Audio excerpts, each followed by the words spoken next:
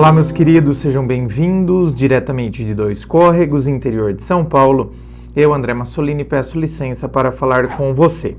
Lembrando que aqui embaixo, na descrição do vídeo, tem as informações da gravação privada, é a análise sigilosa que eu vou fazer aí do seu caso, da sua história, compartilhada somente com você, sem fila de espera. Tem também as informações do meu site, do WhatsApp do canal, dos meus livros, tudo aqui embaixo. Vamos então ao e-mail dela que diz assim: Boa noite, André, tudo bem? Tudo ótimo. Gostaria que você me ajudasse com minha história. Eu tenho 22 anos e tive um relacionamento de 3 anos e 8 meses com uma pessoa de 25 que conheci na empresa que trabalhava. No primeiro ano estava tudo bem conosco. Saíamos para vários lugares, ele me ligava todos os dias e chegávamos a ficar horas no telefone conversando. Enfim, estava tudo bem. Porém, passado um tempo, ele resolveu comprar um carro e mesmo sabendo que financeiramente não poderia arcar com estas despesas, pois ganhava pouco, pegou um empréstimo no banco para comprar o veículo. Foram cerca de 2 anos vivendo, digamos que, apertados. Ele não me levava a nenhum outro lugar que não fosse por perto e quando eu mostrava algum outro passeio que poderíamos fazer sem gastar muito, no final de semana, pois era o único dia que tínhamos folga, sábado ou domingo, era sempre a mesma resposta. Sempre queria ficar ou na casa dele ou shopping. Todas as vezes que íamos ao shopping, cinema, eu sempre arcava com minhas despesas e tinha vezes que até pagava as coisas para ele. Passado um tempo, começamos a discutir muito, pois eu não tenho muitos amigos com quem sair e sempre tive muita vontade de passear, ir a teatros, parques, etc. E todas as vezes que eu questionava, ou falava que queria sair mais da mesmice, nem que fosse ir em algum restaurante diferente, ele sempre me dizia que eu só queria ir em lugares para gastar e fazer status nas redes sociais e que ele também queria viajar e eu sempre criava empecilhos para isso. Mesmo eu sempre dizendo para nós fazermos um bate-volta na praia ou irmos a outros lugares, como São Roque ou Paranapiacaba. Cheguei a fazer listas com lugares baratos para irmos e ele simplesmente dizia a mesma coisa. Enfim, os finais de semana eram resumidos a ficar na casa dele ou no mesmo shopping. Brigamos muito por causa disso. Por muitas vezes, durante as discussões, ele sempre jogava coisas na minha cara, fazendo com que eu me sentisse a errada da história, e sempre que eu tentava terminar com ele, ficava fazendo um joguinho na minha cabeça. Você não vai arrumar ninguém que goste de você de verdade, porque ninguém vai aguentar esse seu jeito como eu aguento. Qualquer outro cara que você tentar arrumar vai querer só transar com você. Bom, gente, eu acho que não tem muito mistério quando alguém fala isso pra gente.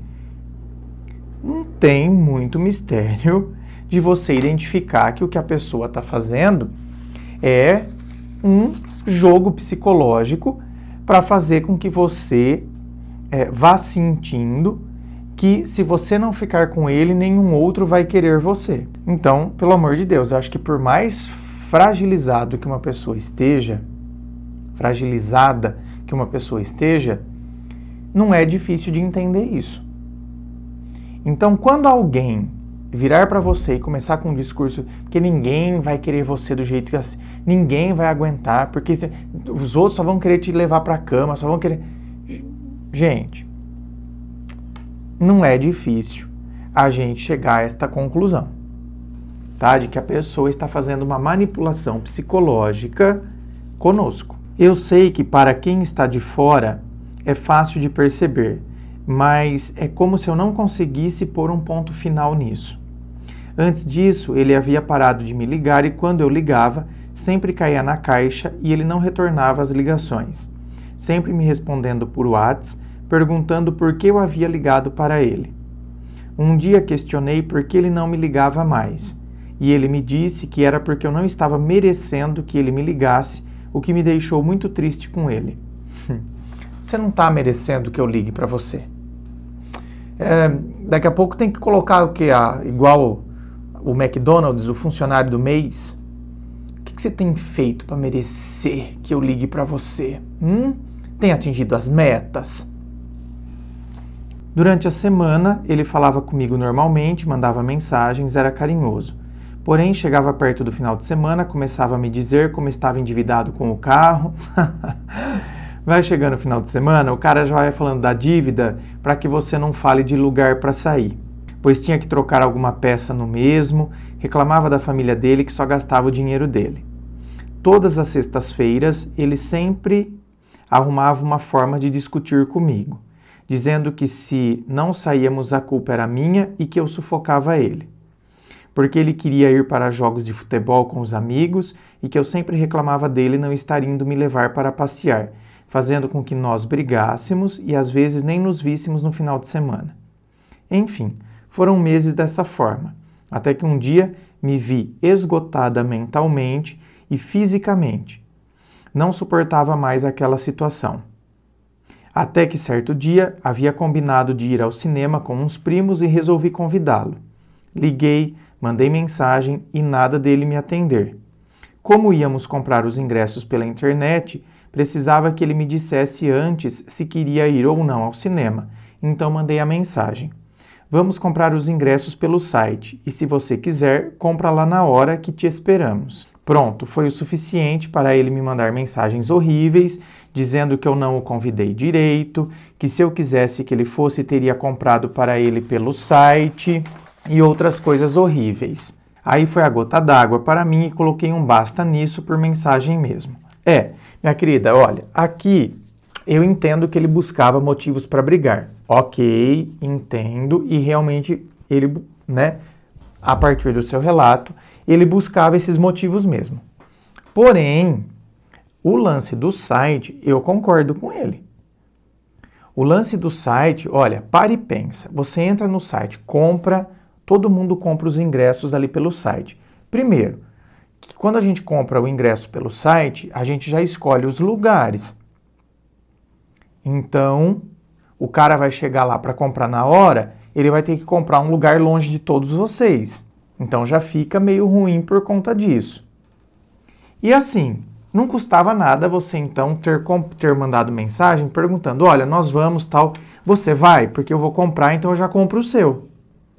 Eu acho que teria sido bem mais adequado esse tipo de questionamento, certo? Não, eu já compro o seu, depois você me paga. Eu acho que teria sido melhor.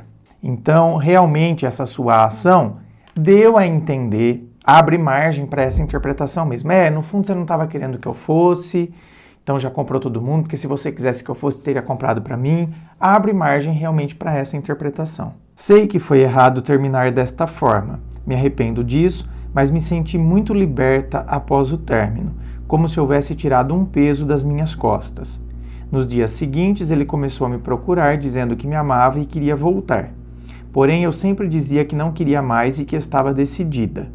Encontrei-me com ele, falamos por telefone e eu disse em todas as vezes que não dava mais. Depois de algumas semanas, retomei a amizade com um colega de faculdade. Começamos a conversar e senti algo a mais por ele. Saímos algumas vezes e tivemos bons momentos, que não tive em quase 4 anos de namoro. Porém, mesmo não namorando mais, meu ex ficava me mandando mensagens pedindo para voltar, e-mails, chegou até mandar flores na minha casa, mas eu já estava decidida. Não queria mais ser infeliz e não confiava mais. Até que um dia ele ligou na minha casa e começou a dizer coisas horríveis, dizendo que me viu com outra pessoa, que eu o traí, que eu estava com ele pensando em outra pessoa, disse até coisas da minha fé. Enfim, só faltou me chamar de puta e isso me deixou super triste. Sei que não foi honroso da minha parte terminar por mensagem. Mas você falou que depois vocês se viram. Encontrei-me com ele, falamos por telefone. Eu sempre dizia que não queria mais e que estava decidida. Encontrei-me com ele, falamos por telefone e eu disse em todas as vezes que não dava mais. Então, quer dizer, eu cheguei a encontrar pessoalmente e reforcei, não dá mais. Então, mas não o traí e agora sinto um nó na garganta e uma insegurança terrível para novos relacionamentos. Por favor, me ajude a me libertar desse sentimento, pois não quero sofrer mais. Admiro muito seu trabalho, maravilhoso o que está fazendo por nós que estamos sofrendo, obrigado. Eu que agradeço, meu anjo. olha, aqui, né, veja bem, o mais difícil foi feito, que foi terminar. Eu acredito que é uma confusão que foi, olha, é tudo por questão financeira. Tá vendo, gente? Por isso que essa história de um amor e uma cabana não dá certo. Então o cara tá num perrengue por causa do carro, se comprometeu, fez um empréstimo e assumiu uma dívida que provavelmente consumia mais da metade do salário dele. E aí ficou nesse perrengue que não sobra dinheiro para nada. Então, quer dizer, a pessoa fica estressada, aí a namorada quer sair, quer ir para alguns lugares, o cara não tem dinheiro, então o cara fica estressado, ela fica estressada. André, mas a pessoa tem que entender, né? A namorada teria que entender. Eu sei, realmente, às vezes tem, por exemplo, eu já namorei uma pessoa que quando chegava no dia 15, a pessoa já estava sem dinheiro, entende? Então, depois do dia 15, às vezes eu não podia propor, e olha, eu tô falando de propor coisas simples. Então, por exemplo, às vezes eu falava, vamos no cinema, né? Em Bauru, que é uma cidade vizinha da minha, que dá 1 hora de carro. E eu que pagava tudo, combustível, pedágio, lógico, pô, tô indo com o meu carro, vou falar, viu, você me paga o combustível, você paga o pedágio? Eu nunca falei isso. E mesmo assim, eu arcando com combustível, não tinha dinheiro para o cinema, aí depois a gente tinha que comer na praça de alimentação, por exemplo. Então, várias vezes aconteceu de eu falar, não, tô te convidando para ir, pode deixar que eu pago. Então, isso aconteceu. Mas outras vezes também, né? Então, o lance era ficar em casa. Agora, eu também não ficava cobrando. Eu não ficava jogando na cara, por exemplo, você não tem dinheiro. Você tem que ser, como que a gente vai sair? Como que eu quero sair? Eu não aguento mais ficar em casa, eu não aguento mais essa mesmice. Porque assim, para alguém ouvir isso também não é fácil, sabe? Então eu acho que aqui faltou entendimento dos dois lados. Faltou ter também sensibilidade para tentar entender o lado do outro e às vezes fazer algumas coisas, às vezes não. Então a gente tem que ter isso, gente. Tem que ter sensibilidade para olhar a situação do outro. Então, mas tá vendo? Não devia ter comprado o carro. Sim, não deveria. Mas você sabe que, principalmente o homem costuma ter uma febre muito grande para veículo. Então, às vezes, né, age no calor das emoções. Quem que nunca agiu? Bom, talvez tenha gente que desde pequenininho já sempre foi muito regrado financeiramente. Eu já tive também meus momentos de agir na impulsividade e depois ficar, meu Deus, contando moeda. Eu já tive esses momentos também. Então, quem né, não tem, que atire a primeira pedra. Eu acho que falta muitas vezes esse tipo de sensibilidade, o diálogo, falta muito dentro dos relacionamentos. Então, esse término aconteceu tudo por conta disso aí. Então, é o que eu estou dizendo. A parte mais difícil foi feita, o término. Agora, eu fico inseguro e fico com um nó na garganta por conta disso, por conta do término. Porque ele jogou todas aquelas coisas na minha cara e falou um monte de coisa. Você tinha terminado. Você ficou com um cara lá, mas você tinha terminado com ele. Então, agora não adianta eu ficar cheia dos traumas, cheia das coisas. Que isso? A gente tem que, às vezes, entender, gente. Poxa vida, eu terminei o relacionamento e depois eu vivi uma outra aventurazinha, um negócio que não foi um relacionamento, vivi, mas tinha terminado. Ele estava correndo atrás de mim ainda e eu estava dizendo que não, eu estava dizendo que não, eu estava dizendo que não. Agora o cara vem e me acusa de traição, fala que eu traí, que eu estava com ele pensando em outra pessoa. Eu também preciso entender a revolta dele. Porque a pessoa que termina e fica correndo atrás é uma pessoa que realmente está com dificuldade de aceitar o término. Então é óbvio que se ela fica sabendo que a gente saiu com alguém, ela vai agir desse jeito. Ela tem razão de agir desse jeito? Não. Mas é natural que a pessoa aja assim? Muitas vezes é. Natural que eu digo, ela não deveria agir desse jeito, mas é natural a gente entender que a pessoa está agindo assim, que ela realmente se sente traída.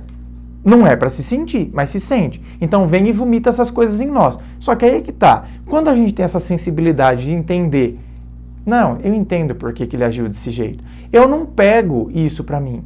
Essas coisas que ele despejou em mim não são minhas. Faz parte da revolta dele, que ele nem deveria estar, mas ele tá. Então, quando a gente coloca essas coisas nos seus devidos lugares, a gente não pega uma carga que não é nossa. Então, a gente não pega algo que não é nosso e eu também não vou levar isso para relações futuras. Eu coloco cada coisa no seu devido lugar. Inscreva-se, fico aqui aguardando a sua inscrição. Se você curtiu, dá o seu joinha, compartilha aí com seus amigos. Muito obrigado, beijo no coração e, é claro, um forte abraço.